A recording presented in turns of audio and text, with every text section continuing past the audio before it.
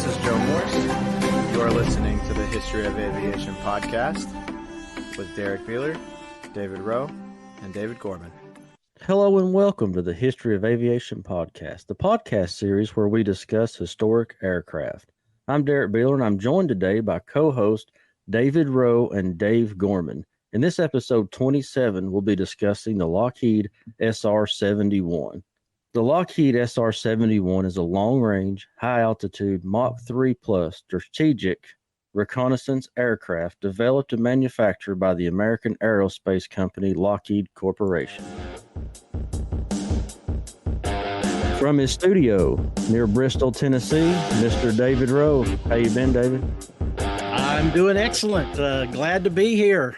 Great stuff going on here, and we got a big race coming up at work, so I'm covered up with work, and I am covered up with airplane photos from my trip down to Florida. So I've had my nose stuck in the computer screen looking at airplane pictures every evening for the past week, so it's been pretty good. Very nice. I now present a cultured, sophisticated man about town. From his studio in Knoxville, Tennessee, Mr. Dave Gorman. How are things, Dave? What do you say, fellas? Things, things here are going good. We're back to school, so we hit the ground running last Tuesday with a bunch of in-services for a week, meetings and things like that. And our kids came back today for half day. I think most of them are coming back tomorrow, so I will call that a success. We did have a tornado that hit over on my side of town in the Cedar Bluff area and Lovell Road. Did a lot of damage, and a bunch of our kids had the power out at their house, and they've been told it might be out for 5 or 6 or 7 days. So, Wow. Thoughts to those kids trying to decide whether it's, better to try to come to school or deal with the aftermath of that storm. So tough way to start the year, but we're going to do the best we can to welcome them into the classroom and take care of them. So, but things are good. Doing real good. And then from his studio in Alcoa, Tennessee, Derrick Beeler. Derrick, our host and producer. How you been, pal? Everything is going uncommonly well. It's been a uneventful day in the rental car business at McGee Tyson Airport, Knoxville. And I am glad to be back in the studio for another great aircraft, the Lockheed SR-71. The many nicknames of this aircraft is what interests me the most, my favorite being Lady in Black. What can you tell us, Dave, about these different nicknames? Well, it's kind of funny, that there were nicknames based on where it served in Okinawa. I believe that was named for a snake called the habu. The Blackbird is the most common and maybe popular nickname for it. This is a plane not a lot of people saw for a long time when it was operational. And so having it suddenly appear out of the sky at air shows or, landing in England these things were operational. Out of Beale Air Force Base, I guess, in California. So you might see them there sometimes, but they got up and out in a hurry, and so they would get out in a hurry. So you might not see them very long as they were taking off or coming in for a landing. So some people weren't sure what they were seeing. I was fortunate enough to actually see one fly. I was about 12 years old, and we went to an air show at Andrews Air Force Base in Maryland. And it was not announced. So we were stunned to see one come over. It made one pass, did the high alpha pass, nose high. And I don't know how fast it was going. I was having trouble looking up because my jaw was on the ground. No pictures, as Bruce likes to say, that it didn't happen. Yeah, it didn't happen. Bruce, I was 12. I'm sorry. Yeah. And film was expensive. So, I was just happy to be there. But the amazing thing is there was a hangar that we walked through during that same air show, and there was a second Blackbird there. And my father talked to a guard my dad noted that there was like a cobra or a habu, that Okinawan snake painted on the tail. And my dad said something about it. And later we heard that they they would cover that up for public showings because those were mission symbols, and they didn't really want that information out there. So no pictures, armed guards, all that kind of stuff. So that really impressed me when I was 12 or 13 years old. Lots of nicknames, though. Incredible plane. And, David, I don't think you could talk about this plane without starting with Kelly Johnson, can we? No, this is Lockheed's supreme crowning achievement, I guess. Lockheed is known for some innovative design work, P-38s, shooting stars, the U-2, which was the spy plane. Yeah. Absolutely. Yeah. Yeah. So, incredible. And Kelly Johnson was I don't know how much of his design is involved versus his team, but he led a team that created some of the most innovative aircraft designs in history. The Blackbird is just the cherry on top, really. Well, reading about the things he was doing, he was one of those guys that said, if it looks good, it will probably fly good. Right. But that's oversimplification. There were so many innovations with this aircraft. Number one, the job that it was going to do. We'll get to the reasons for it here in a moment, I'm sure. But, the materials that they use, the engine development, we're talking about the incredible technology leaps. And, this is 1960s technology, and it's incredible. I think that there's only one thing ever to have flown as fast as this, faster than this, and that was the X-15 that flew faster. And other than that, we're still talking about a 60-year-old plane setting records. So, yeah, most of the records have not been broken and likely won't be with a crewed aircraft. Just not. There's just nothing better. It's top of the list. Go ahead. I was going to say, you just saw one not too long ago down in Mobile, right? I've actually seen two. I saw one at Elgin Air Force Base at the Air Armament Museum, which was an actual SR-71. This one in particular was special because it's called the long tail or big tail, because it had an extension placed on the end of it for extra sensors and equipment. They only made one, and that one is at Elgin Air Force Base in Florida. And then at Mobile, they have a YA-12 Blackbird. So it's one of the early ones that were the secret ones, the super secret ones that most people didn't know about until much later. So one of the things you're talking about design, the Blackbird is the 12th iteration of design work that the Lockheed presented. So there were 11 versions of aircraft before they settled on the SR-71 or the YA-12, the A-12. So a lot of innovation went in to figure this plane out. Well, and you mentioned something about the plane in Elgin was called the long tail? Yes. Okay. And so you mentioned it was there because of sensors. And we'd be remiss if we didn't say pretty quickly, what was the purpose of this airplane? It was to fly high, fly fast, and take pictures. Listen to the communications. It was a reconnaissance aircraft. That's what its main purpose was.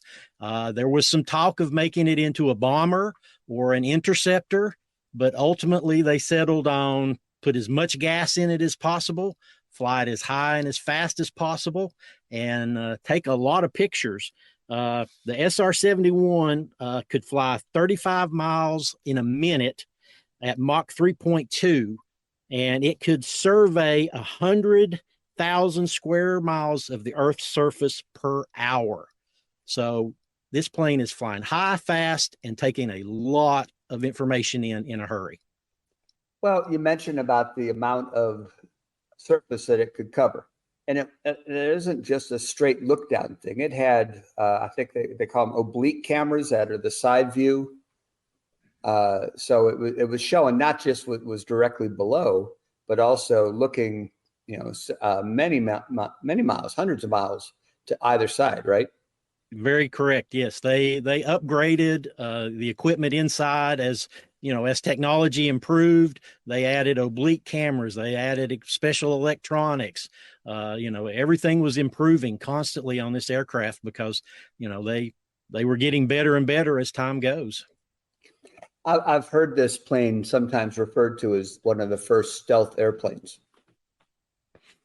That's exactly correct. Because of those different iterations, that 12 versions that they were working on, one of the things is they wanted something that was more stealthy than the U-2. The U-2 was slow and was easy to spot, but they wanted something faster and less, ability to be seen. And if you look at the aircraft, it has all the hallmarks of our current stealth aircraft: the odd angles, the extended wings, the long lines that diffuse the radar, coatings. The black paint had special coatings in it to help absorb the radar to keep it from being reflected. All of this is precursors to what we know today as stealth technology. And so many of those advancements were really, really ahead of their time, and nothing else. I mean, you weren't seeing those things being done with other commonly seen aircraft. This was a top secret development that took place out of the prying eyes of most people, and was operational before most people knew it had even been developed. Exactly. Here's a great story that I heard. The CIA is who kind of initiated the need for this aircraft because they wanted to be able to spy across the world. So to pay Lockheed and keep it off the books, so to speak, they sent money through the mail in checks to C&J Technology, or C&J Engineering, to his house. And that's how they paid him. He took the money and then deposited it in. So there was no money going to Lockheed. It was going to C&J, which stands for Clarence Johnson. Yeah. Kelly Johnson. Kelly Johnson. Yep. Isn't that amazing? Exactly. Well, in relation to that, they also had an off-site place for parts. So as they were sending parts in to build the SR-71, they didn't go to Lockheed. They went to San Fernando Valley in California to a warehouse. And then at the warehouse, things were put into trucks and then trucked to Lockheed. Well, the postmaster got suspicious for all this equipment going to this one warehouse and then disappearing. And so he had somebody tail the truck to see where it was going.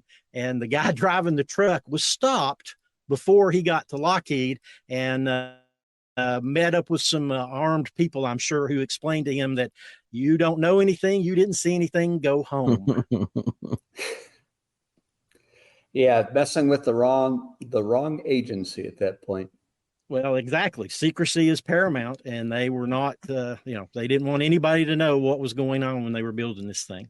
Well, it's funny because that's how we felt about the Soviet Union at that time. And this, maybe it's hard to imagine in 2023 to think about what was known as the Cold War and the amount of secrecy, the amount of paranoia, the amount of fear about what we didn't know about the other side. And Russia was Soviet Union was a closed society, and there were satellite countries that were under the control of the Soviet Union, and being supplied militarily by the Soviet Union.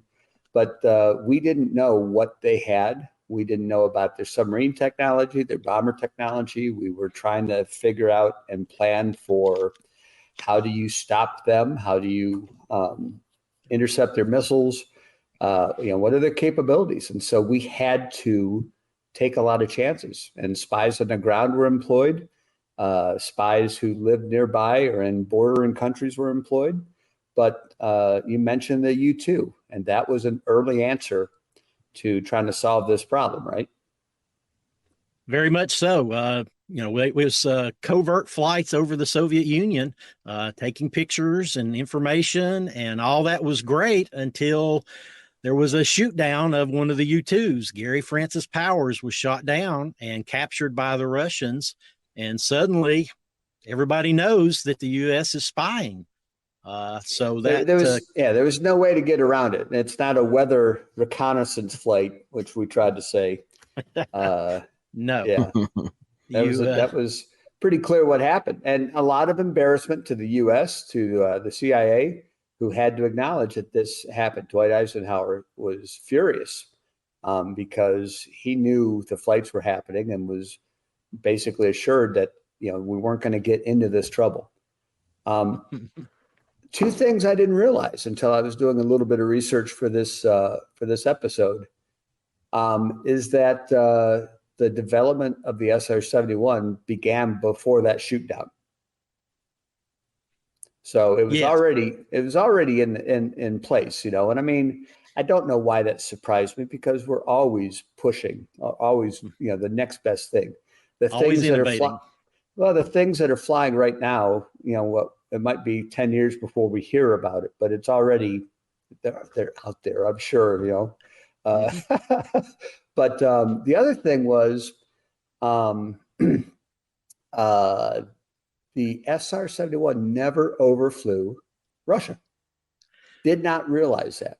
But I guess that was part of the deal after what happened with Francis Gary Powers, never to overfly Russia again.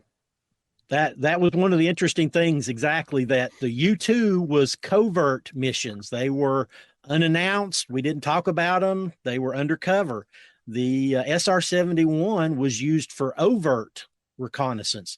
Literally, hey, we're up here. We're flying down the coast. We're flying in international air. We're not crossing over Soviet Union, but we're definitely looking at you. You know we're here. One of the things I read was that the SR-71 has, like you said, it has that Habu snake on it. It has mission markings. It has names and numbers, and it says it's a United States plane. Whereas when the U-2 was doing it, it was kind of blank. It really didn't have anything on it because they were covert. So it was a different way of doing it, trying to do the same thing. One was directly over, but the 71 never went over Russia or over the Soviet Union at the time. It did, of course, have a lot of interesting missions, and I'm going to assume you might have a couple of those to profile for us or highlight. Yeah, there's a couple of really interesting ones. There was an SR-71 going down the Norwegian coastline, looking into the Soviet Union when it had an engine failure. And so the plane diverted into Swedish airspace, and the Swedes sent up a couple of Viggen fighters to escort it over to Danish airspace. And while they were doing that, the Soviet Union launched MiG-25s in an attempt to shoot it down. But because the Viggens were flying along with the 71 that was having the problems, they did not attack it. But they came very close to shooting down an SR-71, which one of the great things about the SR-71 is we never lost one in combat, only to accidents. So it had a reasonably good track record not in combat, because that's not what it did. It was a reconnaissance. But when it was in use, nobody could touch it. Goodness gracious. Yeah, I can't imagine looking out the window of the SR-71 and seeing some Viggens on your wing. But given the alternative, that might have been welcome.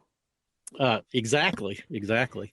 Well, they're lucky they didn't try to escort them to a landing in Sweden, I suppose. But hopefully all that was worked out through diplomatic channels. Just protect them and let them get landed in a safe place. I also read one about a pilot that landed at a base in Asia somewhere. It was kind of vague about where this happened, but apparently the crews carried a special envelope. And when they landed at this base, the base commander was upset that, why have you landed at my base? What are you doing here? And was just giving them a hard time. And the crews pulled out this special envelope and handed it to him. And he read it. And from that moment on, there were no problems to be had. They took care of all that crew's needs. So there were some special arrangements made for these crews to get them where they needed to be and to keep them safe.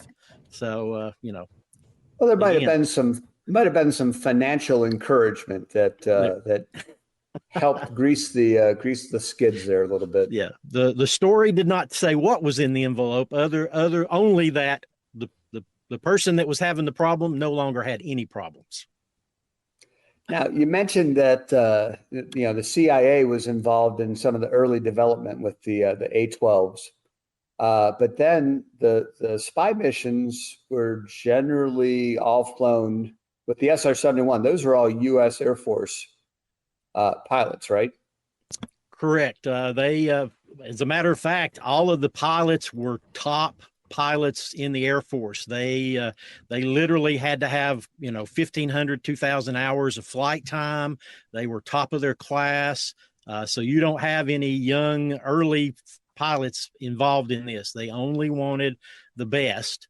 As a matter of fact, I was reading about one of the pilots was interviewed and asked, this is a secret thing. We can't really tell you anything about it. If you go into this, you're going to lose your path for promotion that you're on and go into a new path. If you're okay with that, then say yes, and we'll put you into the program. So he said yes, of course, because it was new and exciting. We'll come to find out these pilots that were chosen literally had to go through the same testing and physical rigors that like the Mercury astronauts were going through. If you saw the right stuff and all of the stuff that those pilots were put through to get into the astronaut program, well, because of the environment that the SR-71 works in, which is literally the edge of space, these folks are in, space suits, so to speak, and they were put through much of the same kind of astronaut training, physical testing that the regular astronauts were put through. So top of the heap. Absolutely. And yeah, you mentioned the space suits that they had to wear. And I think I mentioned, some of the technology, the materials. This plane was primarily constructed out of titanium, right? It's about 92 or 3% titanium because of the heat that's generated at the speeds that they're flying. Yes, that was the main component was titanium. As a matter of fact, the landing gear was milled out of a single block of titanium. So it's not even pieced together. It's just a single block that is cut out. And I'd always heard the story. Did you see, maybe you saw this as well, that most of the world's titanium was found in the Soviet Union? That is correct. They are probably the leading producer of it, and they did not know that they were selling their titanium to the United States to build a spy plane to go look at them. The CIA set up a shell company called Titanium Metals Company, and so through third party foreign countries, they went out and purchased a lot of this titanium, and it comes in it was like a porous sponge type is the way they described it. I'm not really familiar with the metallurgy, so I don't quite understand all of it. But anyway, they brought all this material in, and at one point I read that they had to reject a bunch of it because it wasn't pure enough. It was contaminated with other elements. So they were looking for really high quality titanium. And I keep saying Russia, it was the Soviet Union at the time. The Soviet Union was the main supplier of that titanium to us. I've always thought it interesting that, the SR-71 replaced the U-2. But if you want to see an SR-71 flying, it's not going to happen. However, you could still see U-2s flying. Absolutely. Well, as a matter of fact, they tried to kill the SR-71 in 1990, and within a couple of years, they brought it back out of mothballs and put it back in service for about 4 or 5 years. And then, budgetary constraints and, infighting and Congress and the Air Force, they couldn't work it out. And so they killed it again. So just a little bit of short-sightedness, I think, that because this was, there's nothing that matches this airplane to this day. As far as we know. Well, there is rumors. Of course, everybody saw the latest Top Gun with the Dark Star, so that's a movie machine, but there is an Aurora, an SR-72 that is supposedly at Lockheed in the works. But obviously that's just rumor and innuendo. Nobody knows for sure. Yeah, David, I think it's a shame that we've been talking for 25 minutes and we haven't mentioned those works at Lockheed. You know where I'm headed, right? The special development group at Lockheed with their own their name. Oh yeah, the Skunk Works. Yes, that's they are behind all of this design work. The U-2 and the SR-71. They specialize in the unusual and the different and the special needs. They are quite famous for their design work. They were off to the side of the airport. I think at Burbank Airport, perhaps. Is that right? Wherever they were doing their development. They were kind of off to the side because they were doing top secret stuff. Exactly. And the Skunk Works was from Little Abner, and that was the name that got adapted and adopted, and then became the Skunk Works over time. They have a symbol of a cute little skunk that they appears on some SR-71s, and my gosh, I've got a shirt with it. It's pretty cool. But yeah, there's a book by Ben Rich who was what was his title? I think he might have been the head designer after Kelly Johnson. I am so sorry. I don't remember exactly what his job was. You're correct. There. Okay. Yeah, you're right. He took Kelly Johnson's place afterwards. Yeah. And it's a tremendous book with the history of Skunk Works and their development. It's something that I've read several times. I really wish they'd make a movie, but so much of it is still secret that I don't guess they could. But when you think about Area 51, with everything you might have ever heard about what might be going on there, the Skunk Works have spent some time out there, haven't they? Oh, you better believe they have. So when they were testing this plane, not just the materials, but the invisibility, the radar cross section, making sure that it was as big as it was and as hot as it was going to get, they had to go through all kinds of rigorous testing. Just to make sure the airframe could withstand heating up, cooling off, heating up, all the cycling through temperatures. I always heard another story about how on the ground, if this plane were full of fuel, it would leak like a sieve. And so they normally didn't fuel it completely on the ground. Have you heard that before? Yes, that is correct. And I really never dove into it to figure out why, but I found out why. The aircraft has a wet wing, meaning all of the fuel is in the wing, in a big open space inside the wing. Now, the problem they had is you can't put a metal box to put the fuel in. You can't put a plastic or rubber bladder in there to put the fuel in, because the temperatures that this aircraft was dealing with would be 400 to 500 degrees at the nose and 600 or 700, 800, maybe even 1,000 degrees at the back, with the engines producing that massive amount of power. So there's so much heat that they could not just do a traditional gas tank. So they just sealed up the inside of the aircraft and filled it with fuel.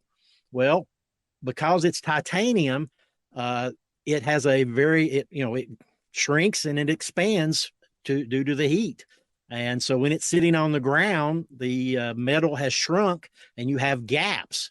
So whatever sealant you put in there to seal it, well, that's going to burn up as you fly it. So after a flight or two, all that sealant is burned away and you've got to reseal this wet wing. So that's why it does leak. And you're correct. They didn't fill it up at when it took off for a couple of reasons.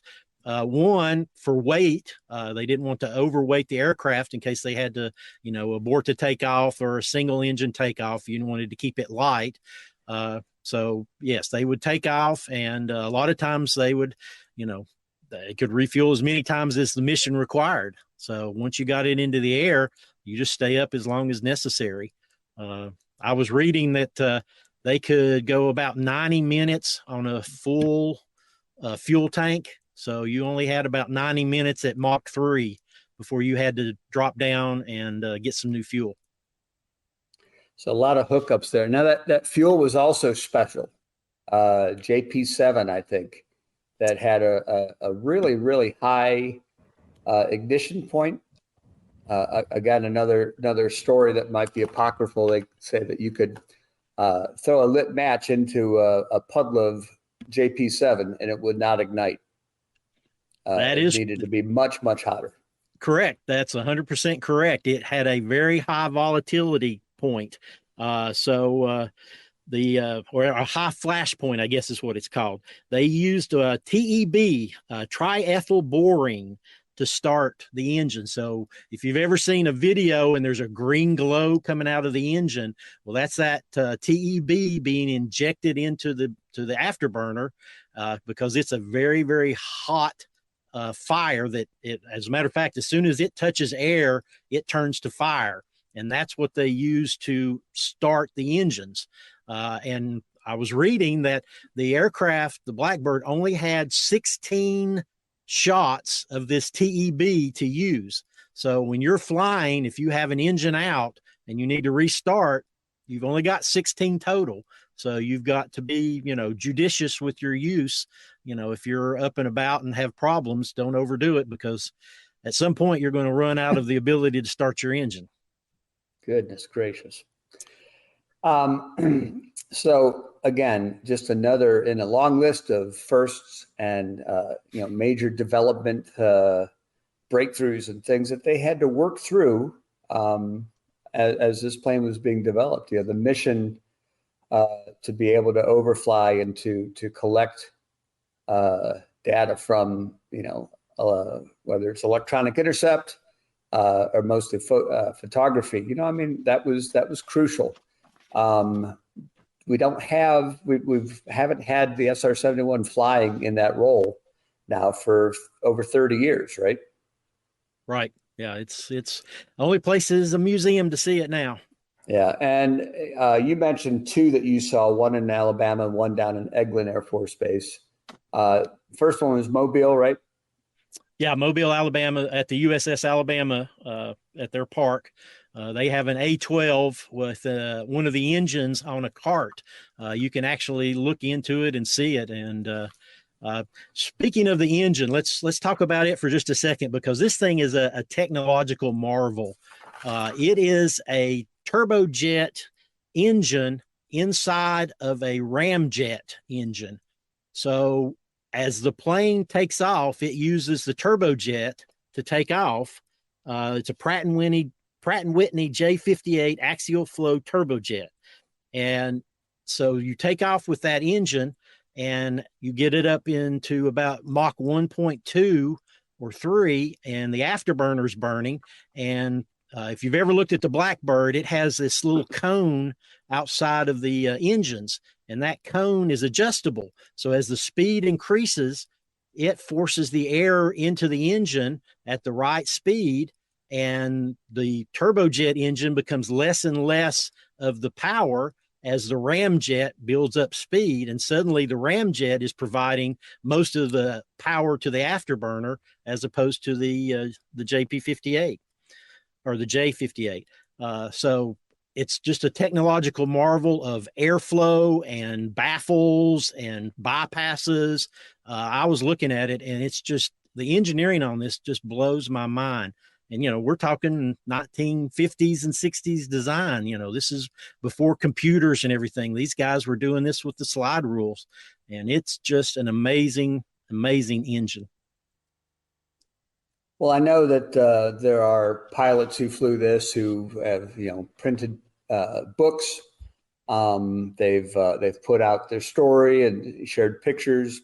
I heard that, when these guys are on these missions, sometimes, when it was time to eat, they had tubes of food, and they would sometimes, to heat up the food, they could hold it against the inside of the windscreen, because the friction was so hot, the windscreen was hot enough to warm up the food, which is amazing. But I know, Dave, you were telling us about a story that I think we'll share a link to the podcast after it gets posted.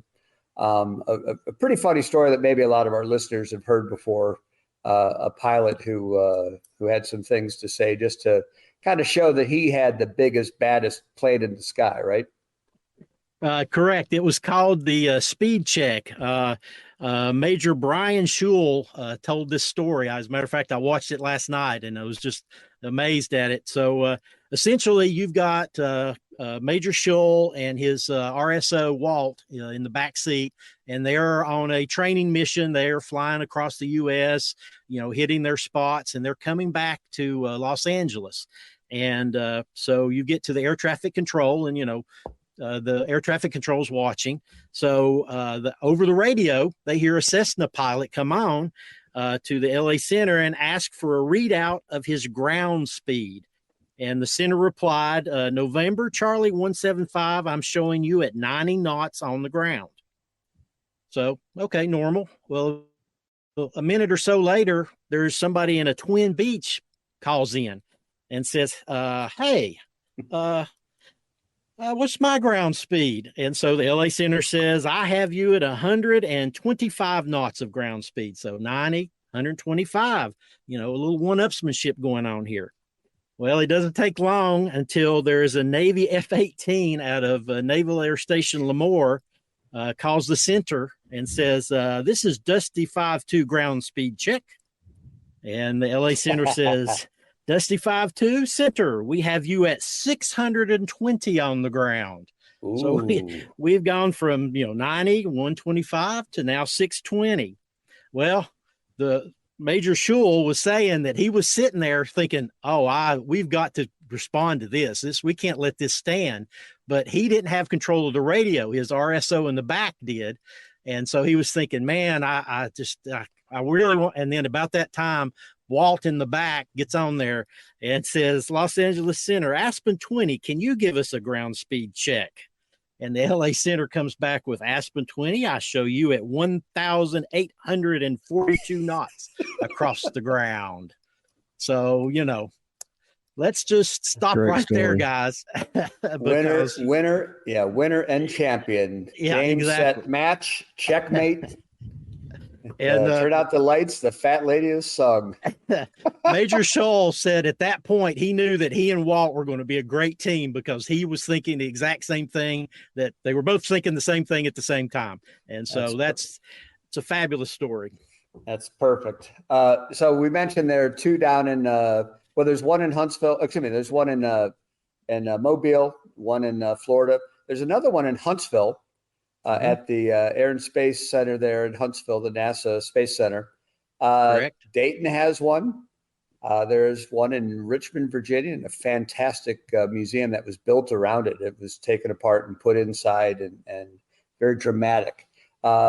Wherever you see one of these things, I mean, people are lined up to see it and try to get pictures without many people in it. It's hard to do because it always draws a crowd. There's nothing that looks like a Blackbird. Yeah, it's so iconic. The look is just, once you recognize it, you never forget it when you see it. And you're right, getting a picture with somebody without somebody standing in front of it is incredibly hard. There's one at the Udvar Hazy up in Dulles at DC. That one's a really good one. So there's several in California. So there were 32 built, 12 were lost to accidents. I believe there was only one crew member that was killed due to one of these accidents. So, but yeah, there's 32 of them total built. And so there's a few out there if you want to see them. Absolutely. We didn't even get to the D-21 drone, did we? No, that was another, innovative idea. Trying to, extend the range and to fly something where, human couldn't quite do it. So yeah, that was another great. Maybe our next episode, Derek, maybe we can get to that and talk about the D-21, because it's an interesting side note to the story of the SR-71. So definitely we can do that. Yeah. And as always, guys, I enjoyed it. And let's jump into social media, Mr. David Rowe. How about that social? Oh, I am at Aerophile. Media, not your actual social media. Oh, I am at aerophile.com, AEROWEPHILE.com. YouTube, Instagram, Facebook. I've got a website, plenty of videos on YouTube to watch. I've got some great stuff of the Blue Angels up that I shot just last week. And so come, please check it out. Dave Gorman, social media. I understand you have a lot of new pictures up on your social media. Well, I put up a bunch of videos on my YouTube account at what is that called? Oh, Gormania. There it is. And David, I've had since I put those videos up in the last 2 weeks, 25,000 more views than normal. So you do that in a weekend, but for this guy, I'm feeling pretty good about that. So, but yeah, check them out. All kinds of videos from Oshkosh were posted up there. Lots of different aircraft that were taxiing by, some in flight, but a lot of it was shot on my phone. And conveniently, a lot of aircraft were taxiing right in front of us. Instagram, I posted some plane pictures there, things I'm still working through with Oshkosh. That's the problem with having a camera that's, pointing at the sky a lot. You tend to take a lot of pictures. So it's a nice problem to have, but working through those things. I did want to give a shout out to our favorite Uber driver, Darren, who tells me he listens. He's in the car a lot and he likes to listen to our show. And he's a guy that helped me with some photography tips not too long ago. Big local aviation fan and great photographer too. So keep on listening, guys. We enjoy getting the feedback from you, and always like it if you have suggestions for episodes. We definitely do. And the History of Aviation social media, I don't have it up here yet, but we do have the Facebook group. Tell us a little bit about that, Dave Gorman. Oh, I wish you hadn't said that, because I would have written down the address. I'm going to talk really quickly about it and see if I can find it here quickly, because we do have a History of Aviation podcast Facebook group. And let's see. Oh, we got 20 followers on here. That's fantastic. Okay.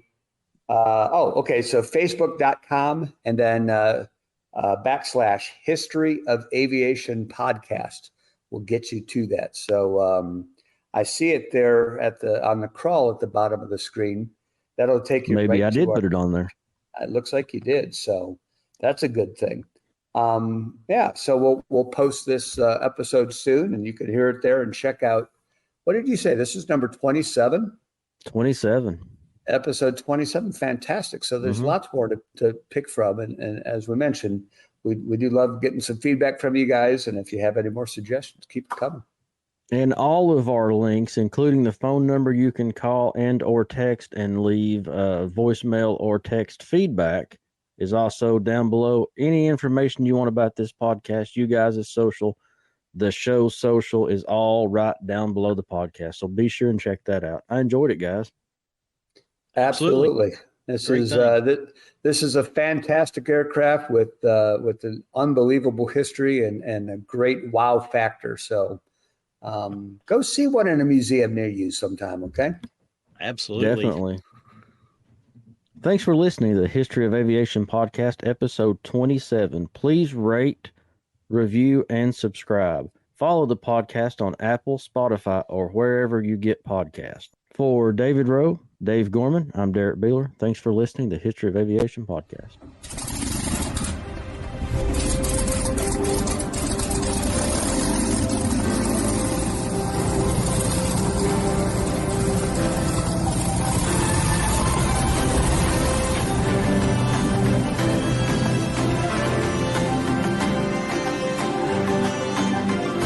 This is Joe Morse. You are listening to the History of Aviation podcast with Derrick Beeler, David Rowe, and David Gorman.